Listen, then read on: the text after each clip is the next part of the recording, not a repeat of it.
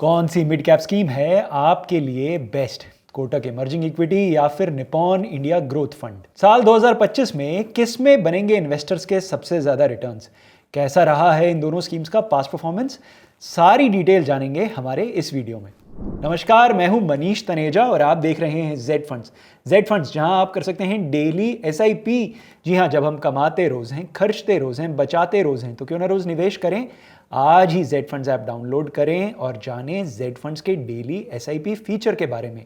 Z funds, जहां है आपकी इन्वेस्टमेंट्स सही और आसान। इस वीडियो की हमारी दोनों स्कीम्स मिड कैप कैटेगरी की स्कीम्स हैं। मिड कैप कैटेगरी वह कैटेगरी होती है जिसमें मार्केट कैपिटलाइजेशन के हिसाब से अगर 101 से 250 तक के रैंक की कंपनीज की एक लिस्ट बनाई जाए तो इस लिस्ट में जो कंपनीज आएंगी उन्हें मिड कैप स्टॉक्स कहा जाता है। ये म्यूचुअल फंड स्कीम्स इन्हीं मिड कैप स्टॉक्स में इन्वेस्ट करती हैं। इसके अलावा सेबी की गाइडलाइंस बताती हैं कि वो कंपनियां जिनकी मार्केट कैप 5,000 करोड़ से ज्यादा और 20,000 करोड़ से कम होती है उन्हें भी मिड कैप कंपनीज कहा जाता है। ये कंपनीज अपने बिजनेस पोर्टफोलियो के दम पर स्मॉल कैप कैटेगरी से मिड कैप कैटेगरी में पहुंची हैं और इन्हीं मिड कैप कंपनीज में पोटेंशियल है लार्ज कैप्स बनने। यानी जब मार्केट कैप के हिसाब से इनमें से कुछ कंपनीज भारत की टॉप 100 कंपनीज में आ जाएंगी मार्केट कैप के हिसाब से, तब ये कंपनीज हो जाएंगी large cap companies. Investors in mid cap stocks में इन्वेस्ट कर सकते हैं mid cap themed mutual fund schemes के माध्यम से, क्योंकि मिड कैप कैटेगरी के म्यूचुअल फंड्स में फंड मैनेजर्स के द्वारा इसी तरह की कंपनीज में इन्वेस्ट किया जाता है। तो ये रही मिड कैप कैटेगरी और म्यूचुअल फंड्स के माध्यम से इनमें इन्वेस्टमेंट करने की बात।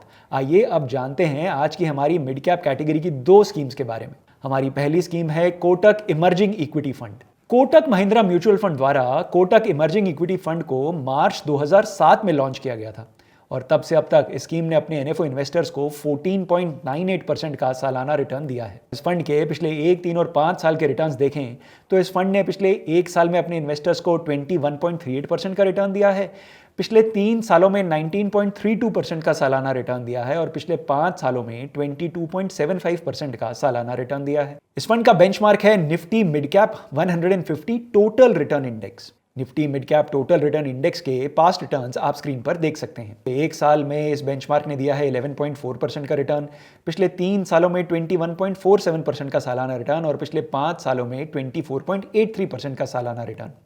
स्कीम ने अपने बेंचमार्क को पिछले 1 साल में गिरावट के बावजूद अच्छे मार्जिन से बीट किया है, जबकि पिछले 3 और 5 सालों में इस स्कीम ने अपने बेंचमार्क के आसपास के रिटर्न्स दिए हैं।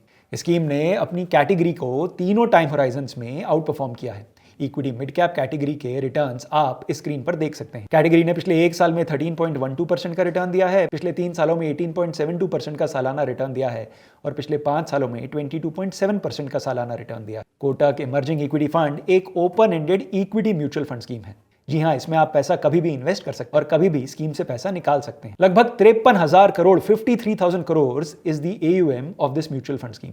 बात करें अगर कोटक इमर्जिंग इक्विटी फंड के रिस्क रेशियोज की, तो आप देख सकते हैं कि इस फंड का बीटा है 0.81%। जी हाँ, ये फंड अपने बेंचमार्क से कम वॉलेटाइल है। इस फंड का शार्प रेशो है 1.16%, जो 1 से अधिक है। यानी शार्प रेशो जिस फंड की जितनी ज्यादा होती है उतना माना जाता है कि फंड ने बेटर रिस्क एडजस्टेड रिटर्न्स दिए हैं। फंड का टर्नओवर रेशो 47.70 है। यानी पिछले 1 साल में फंड मैनेजर्स ने पोर्टफोलियो को चेंज किया है। बात करें फंड के एसेट एलोकेशन की, तो इस फंड के 97.7% एसेट्स इक्विटी में इन्वेस्टेड हैं। फंड का मार्केट कैप वाइज एलोकेशन देखा जाए तो फंड ने लार्ज कैप्स में 35.09% और मिड कैप में 63.92% का एलोकेशन लिया हुआ है और बाकी पैसा स्मॉल कैप स्टॉक्स में इन्वेस्टेड है। इस फंड का पोर्टफोलियो 66 स्टॉक्स का है। इस फंड के टॉप सेक्टर्स हैं industrials, technology, materials, consumer discretionary, financial services और health care sector. Fund managers ने इन सभी सेक्टर्स में 10% से ज्यादा का एक्सपोजर लिया हुआ है। इस फंड की टॉप 5 होल्डिंग्स है oracle financials, Oberoi reality, Ipca laboratories, Fortis health care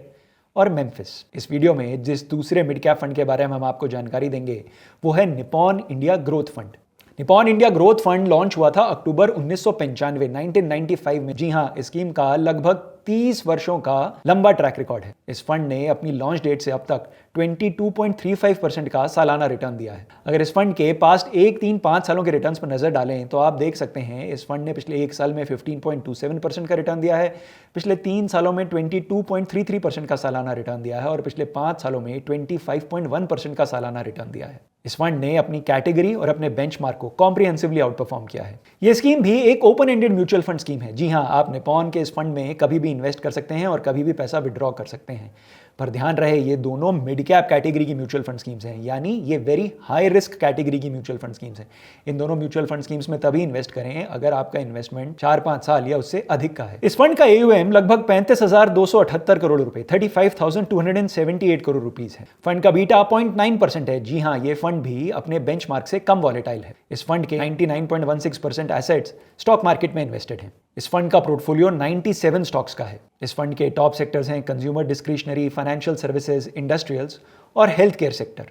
fund की टॉप होल्डिंग्स हैं Persistent Systems, Bombay stock exchange, Fortis health care, power finance corporation और वोल्टास। अब बात करें दोनों स्कीम्स में से आपको किस में इन्वेस्टमेंट करनी चाहिए। जेड फंड्स के एनालिसिस के मुताबिक निपॉन इंडिया ग्रोथ फंड आपके लिए सही इन्वेस्टमेंट साबित हो सकता है, पर ध्यान रहे ये प्योर इक्विटी की मिड कैप कैटेगरी की म्यूचुअल फंड स्कीम है।